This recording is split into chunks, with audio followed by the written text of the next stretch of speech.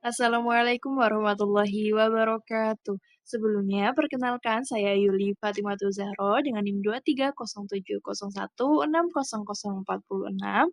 Di sini saya akan membahas mengenai intervensi psikologi komunitas. Sebelumnya, perlu kita ketahui terlebih dahulu apa sih itu intervensi psikologi.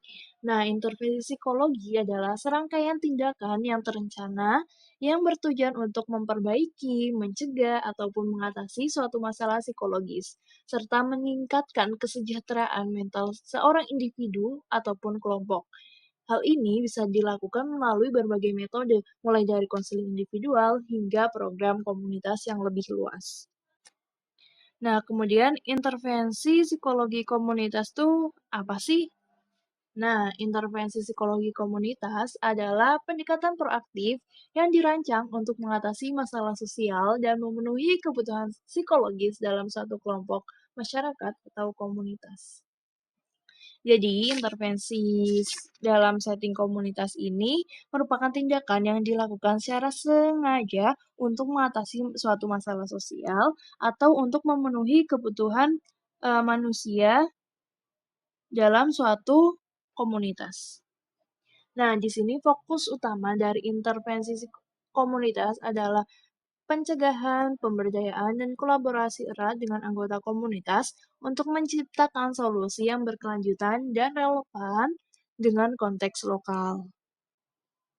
Oke, kita masuk ke konsep utama pendekatan intervensi psikologi komunitas.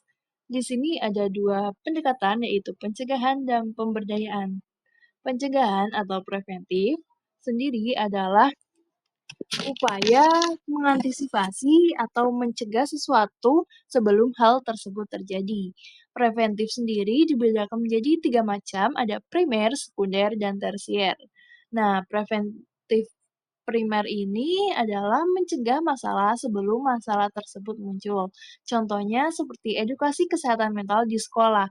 Jadi, pada prevensi primer ini ditujukan untuk semua populasi, tidak hanya pada populasi yang membutuhkan pertolongan, tetapi juga yang berada dalam kondisi rentan.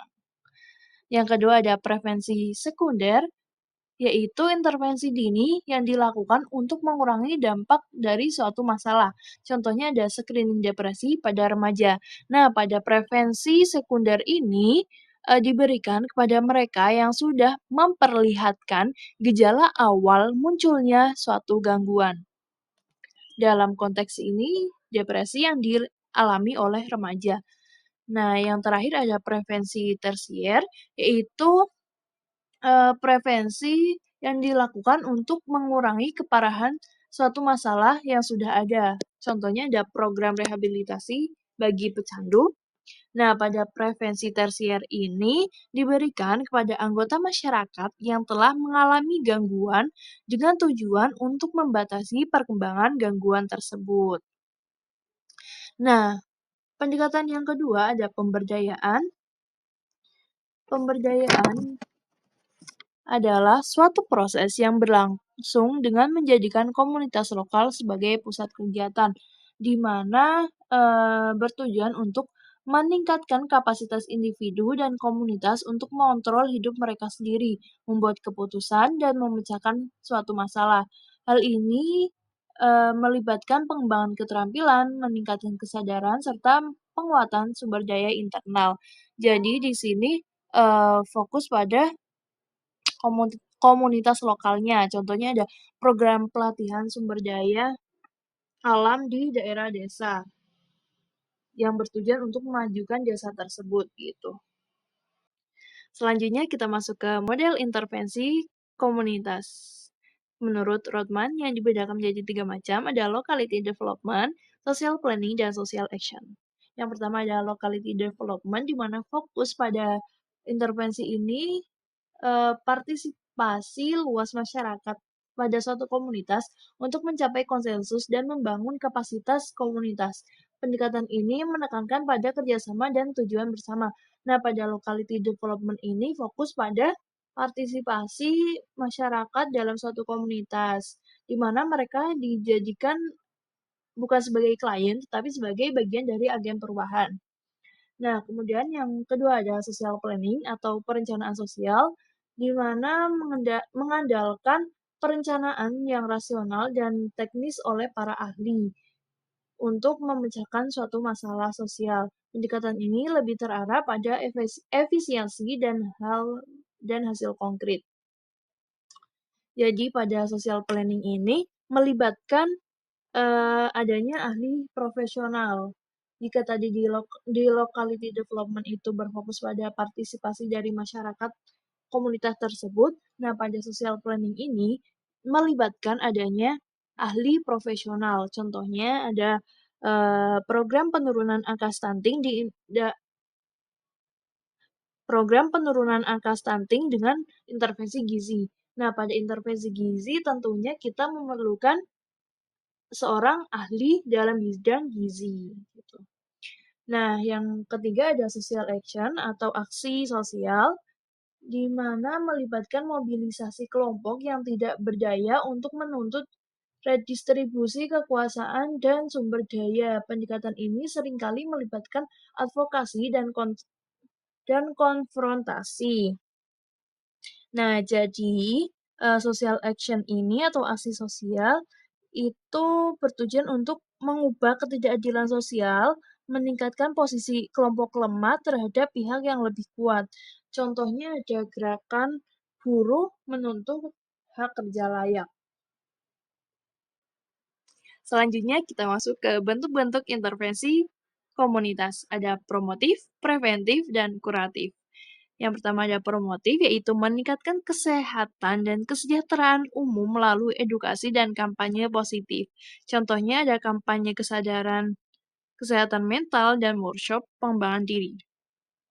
Yang kedua ada preventif, mencegah terjadinya masalah psikologis. Contohnya ada program anti-bullying di sekolah, pelatihan keterampilan sosial untuk remaja. Dan yang terakhir ada kuratif, mengatasi masalah psikologis yang sudah terjadi. Contohnya ada layanan konseling komunitas dan kelompok dukungan bagi korban kekerasan.